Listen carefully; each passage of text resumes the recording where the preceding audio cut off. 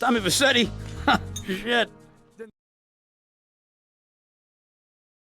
I poked my head out of the gutter for 1 freaking second and fate shovels shit in my face. Go get some sleep. What are you gonna do?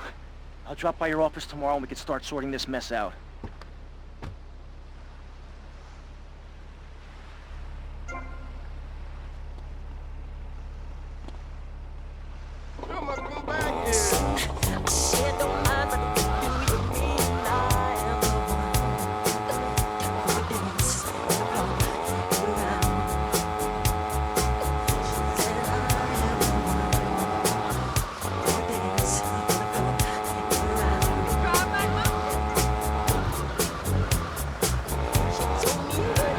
We interrupt your programming with a message from the State Department. All bridges and some roads in the Vicecity metropolitan area have been closed because of a severe weather warning. Meteorologists are tracking Hurricane Hermione, which has devastated 5 Caribbean islands and is heading for Vicecity. More updates soon.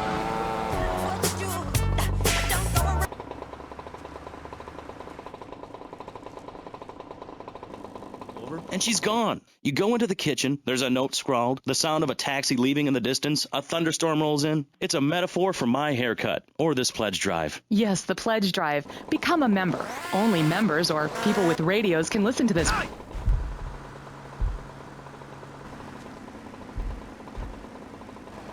Volunteer at, look it up yourself. Know you can't go to the bathroom, and stop crying. That's good advice. Now, back to pressing issues. Welcome back to Pressing Issues with me, Maurice Chavez. On our panel, we got the secessionist lunatic John F. Hickory, liberal rich kid Callum Crayshaw, and neo-fascist congressman Alex Shrub. Gentlemen, welcome back. Let's start with you, Mr. Hickory. Why the F? For Florida. I'm a patriot. I've even got an orange grove tattooed all over my groin. Excellent. But back to the matter at hand. Public safety. How do we get guns under control in this city? By giving everyone hope, a dream of a better tomorrow, by encouraging people to grow their own root vegetables. What's the satisfaction of holding a gun in your hand when you could be holding a hoe, planting seeds in a peasant village? Keep your hoes and seeds to yourself. We don't need gun control. If you read the Constitution, it's a sacred document that should not be changed. Under our Constitution, women couldn't vote, but the liberals come in crying crocodile tears. We need to get scaremongers and non-believers men like you, Chavez, under control. I've got a good mind to have your funding removed. We don't get any funding. Yeah, exactly. Well, good. You won't see a penny out of me. You've got to stop spreading these lies or I'll whip you myself. I'm not afraid. The Constitution asserts a man's right to bear arms and arm bears and all points in between. Whoever heard of a gun or a bear causing...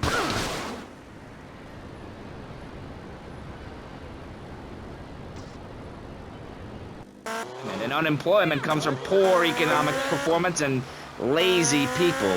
If you had a job, would you steal a car? Of course not. And if you had a high-rise condo, a mistress, and a seat on the board, would you run around graffitiing your name all over town and making a nuisance of yourself, spinning on your back and popping and locking and... Not a hope. It's simple. If you don't have a job, starve. Get out of my constituency. By force if necessary, and starve. That is quite simple. Are you really saying that? Of course I am. Vicecity is a growing city. Of course, there are going to be some growing pains, but what I tell people is this. Gather up your life savings, buy yourself a piece of swamp, drain it, and get rid of the damn wildlife. Then apply for planning permission. Pretty soon, you can have your own retirement community or resort destination holiday place. You can start making money out of the boom, the shrub-inspired boom, and enjoy the kind of things sensible people have. Personal bodyguards, massive fences, and a bigger collection of guns than the other guy. It stands to reason. No, no, no, no. Keep them out of here. We do not want any more old folks. If there are any old people listening, go back to your homes. Florida does not want you. Please, die somewhere else. What's wrong with Nevada or Kansas? We want a river. We need a river. The Freedom River. And what about the other crimes? It seems car crime, fashion crime, drugs, everything is on the rise. Absolutely. Of course it is. When I was in Uganda, people were poor, but they were happy. The more you have, the less you have. And that's kind of what I'm all about. There's satisfaction in spending all day weaving a basket, rather than just buying one at the store. At one point in Uganda, I saw a great lake of sand and a massive speaking dog. It was a dog of love, not of hate. It was a spirit journey. What are you talking about? I'm talking about hopes, dreams, the magic of television, especially public television. Puppets can say what men cannot. Yes, but how will that stop people taking baseball bats and pounding the living crap out of each other, as I saw in a mother's PTA group?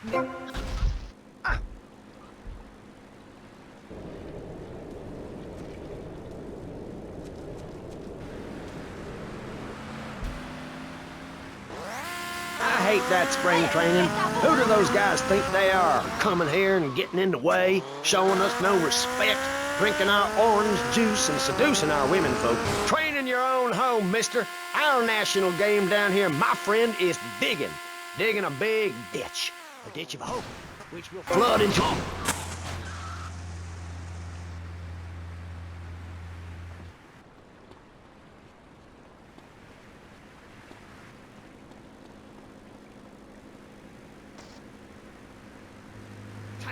Free barbecue and pinball for everyone. Sophisticated entertainment. Yes, well, what about the little guy? What about the guy who is standing there saying, I like being part of America.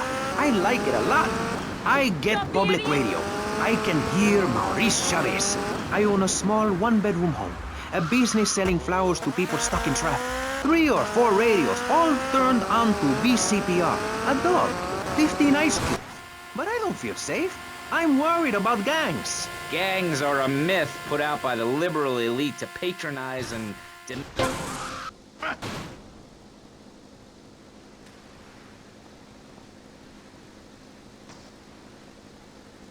Could be getting ahead with a minimum wage job and making his parent proud.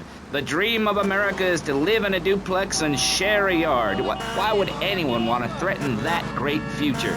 Answer me that and I'll show you a green dog. And speaking for the underdog, the foundation I set up with my trust fund, we believe gangs are a valid expression of a people's identity, a grouping, a community within a community. Gangs are a way to be noticed in the boxy suburbs. You scream out. Rather than urinate at the edge of your camp like a proud native, we spray paint our names on the walls of the mall.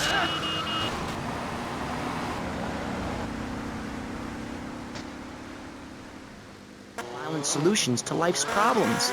Gangs have to learn to love, to be inclusionary. We'd award badges to good gangs and give bad gangs a silly hat to wear. It would give people something to feel a part of. Kill with kindness, not a garden tool. Yes, but what about the guy getting beaten up on the street?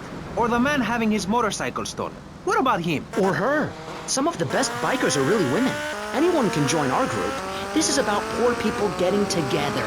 But your father owns half of Florida. How are you part of the working class? Like I said, possessions are not important at all. I'll pick up a hitchhiker in my convertible any day. The other day I picked up a young woman and we discussed a non-violent solution to war.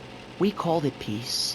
Your father is a great man. He's done more for the arms trade in this state than anyone else, myself included. And you shame him with this socialist, jiggery-pokery hootenanny. America needs hope, not songs that are supposed to send food to the poor. Songs will get you nowhere. This country needs something to aim for, like being rich and laughing at poor people, or being in government and laughing at the electorate. Now, Mr. Shrub, let's not make this personal. I appreciate your attempt to press the point, but we are here to press the issue.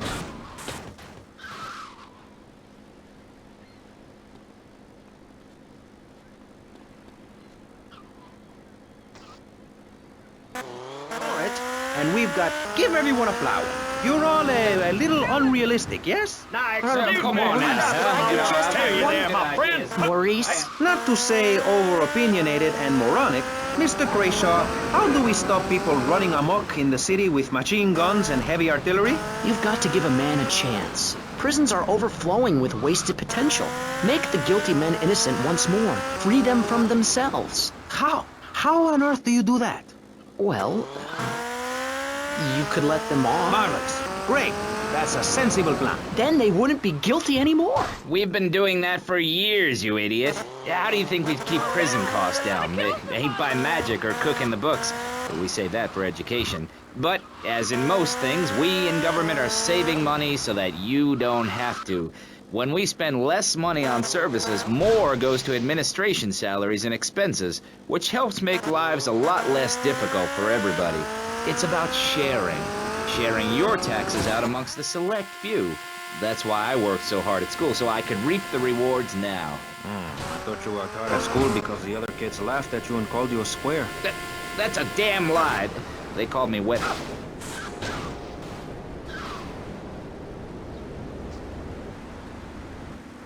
Regulation. I believe in giving people a chance, not tying them down with lots of needless regulations. The fact is, business is run by moral people who won't do anything illegal or try to get rich quickly. But since you got elected, Vice City has been characterized by a government who cut aid to the poor, offer tax breaks to the rich, and pay people to dump toxic waste near schools. Yes, we've made a lot of progress. And up on Capitol Hill, you were instrumental in pushing through a bill allowing the manufacture and sale of giggle cream, a dessert with potential lethal consequences. Not true. Only 23 people have died, and several of them probably deserved it. So, with people being set such a bad example by big business, how are they supposed to respect each other, to act safely in society? And how are they policed by a demoralized and underfunded police force? Well, I'm afraid that's apparently quite a difficult question, but my solution